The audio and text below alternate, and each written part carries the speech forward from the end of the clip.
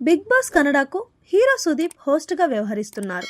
దాదాపు 11 సీజన్ల నుంచి ఆయన హోస్ట్గా అలరిస్తున్నారు. ఇకపై తాను ఆ కార్యక్రమానికి హోస్ట్గా చేయాలనుకోవడం లేదని దాదాపు 2 నెలల క్రితం ప్రకటించారు. దీనికి గల కారణాన్ని వివరించారు.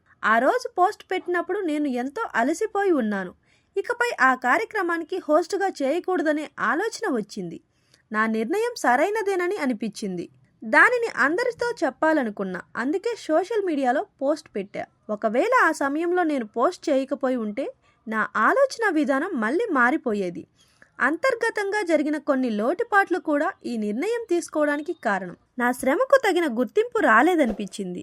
మిగిలిన భాషల్లో బిగ్ బాస్ కార్యక్రమానికి వచ్చినంత గుర్తింపు కన్నడ షోకి రాలేదు. మిగిలిన షోలతో మా షోను పోల్చి చూస్తే మా కార్యక్రమానికి మరింత గౌరవం, గుర్తింపు రావాలి. అలాంటి గుర్తింపు లేనప్పుడు దీనికోసం కేటాయించే సమయాన్ని సినిమాలపై పెడితే బాగుంటుందని నా ఫీలింగ్.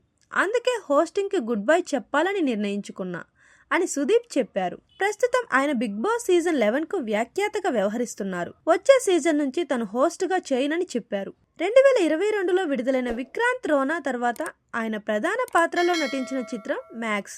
విజయ్ కార్తికేయ దర్శకత్వంలో ఇది తెరకెక్కింది. క్రిస్మస్ కానుకగా డిసెంబర్ 25న ఈ చిత్రం విడుదల కానుంది.